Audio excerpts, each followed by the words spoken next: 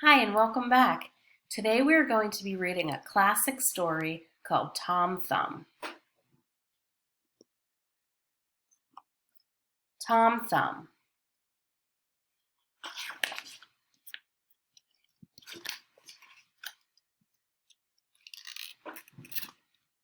Once upon a time, a poor farmer and his wife were sitting glumly by the fire when suddenly there was a knock at the door. An old sick man in rags appeared in their doorway, bent over a walking stick. He asked the couple if they could spare some food to eat.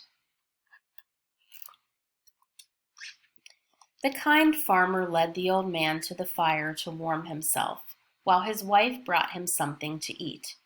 The old man sensed that the couple was sad and asked them what was the trouble.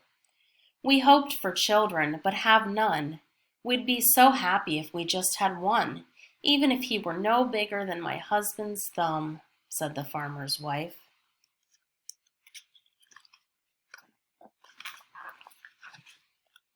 The next day, the old man thanked the couple for showing him such kindness, and continued on his way. What the farmer and his wife didn't know was that the old man was really a magician in disguise who had secretly granted their wish.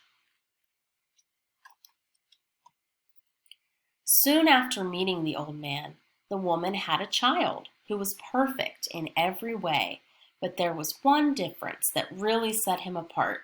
He was no bigger than a thumb. "He must be what we wished for," the wife said. The happy couple named their tiny son Tom Thumb.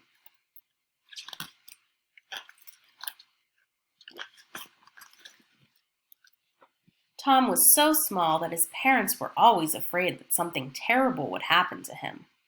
One day, when his mother was busy making a cake, Tom accidentally slipped and fell into the bowl of cake batter. Unaware, Tom's mother stirred him into the cake and popped everything into the oven to bake. Tom shrieked. Hearing his cries, his mother snatched him out of the oven just in time. Worried that her son might have another mishap inside the house, Tom's mother sent him outside to play. After playing for some time, Tom grew tired and made his way toward a comfortable-looking spot in the hay. He crept onto the haystack and nestled in for a nap.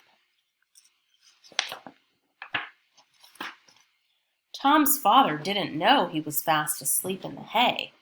When he picked up an armful and fed it to the cows.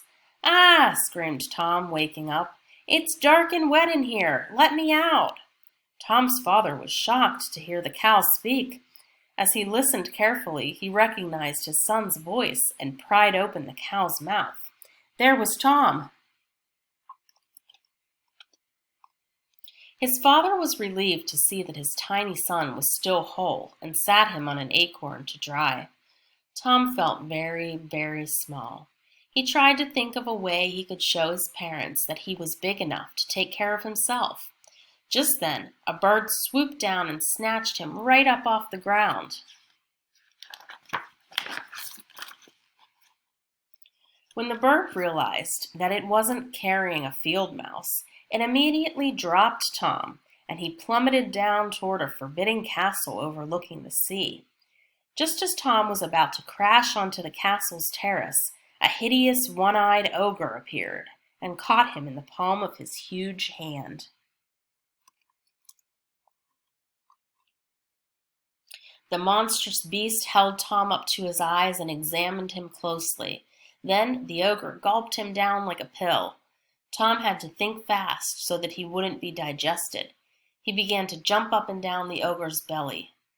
The ogre had a terrible bellyache and became so uncomfortable that he spat Tom straight out into the sea. Tom landed into the water with a splash. As he sank down toward the sandy bottom, a great speckled fish opened its mouth and swallowed him whole. Some passing fishermen caught the fish and decided to present it to the king. When the fishermen presented their catch to the king, something could be seen wriggling inside the fish. Suddenly, out of the fish's mouth popped Tom Thumb. The king was so delighted with his small gift that he made Tom his court jester. Tom's rags were immediately replaced with fine velvet robes. The king carried Tom in his pocket everywhere he went, taking him on hunting trips and to royal balls. Everyone was charmed by the king's tiny companion. The king grew very fond of Tom. He even had a tiny replica of his own bed made for him. It was placed in the royal chambers, right next to the king's bed.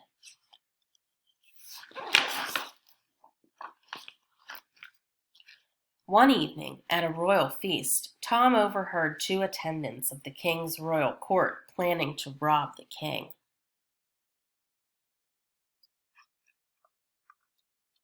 Tom was quick on his feet. He approached them and whispered, "I am also tired of entertaining the king and would like to help you with your plan.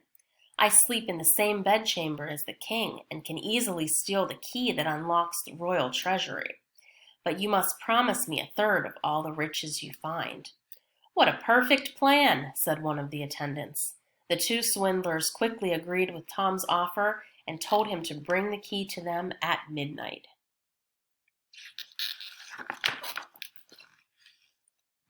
That evening, when the king was sound asleep, Tom slipped out of his little bed and carefully climbed up the king's bedpost, where his royal robes hung.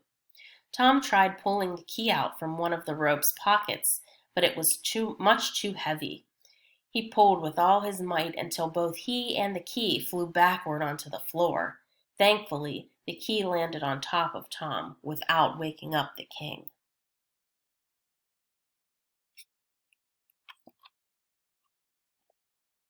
Hauling the key with all his strength, Tom snuck out of the royal bedchamber, through the hallway and up the tower steps past a sleeping cat. It was quite a way for such a small boy. At last he reached the treasury door, where the two schemers anxiously awaited the key. When they saw Tom, they grabbed the key from him and hastily opened the treasury door. When they swung open the door, the royal attendants were very surprised by what they saw. The room was filled with the king's guards. They were caught red-handed. Tom had alerted the guards of the royal attendants' devious plan to rob the king.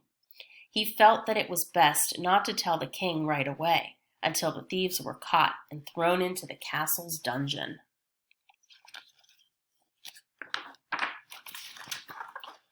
When he learned of Tom's valiant deed, the king ordered that a special ceremony be held in Tom's honor. When asked if there were any special guests that he would like to invite, Tom named his parents.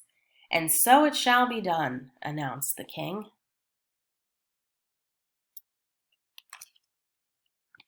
A royal coach was sent to pick up Tom's mother and father, who were dressed in fine robes and jewelry. They watched proudly as their son Tom was knighted for his bravery.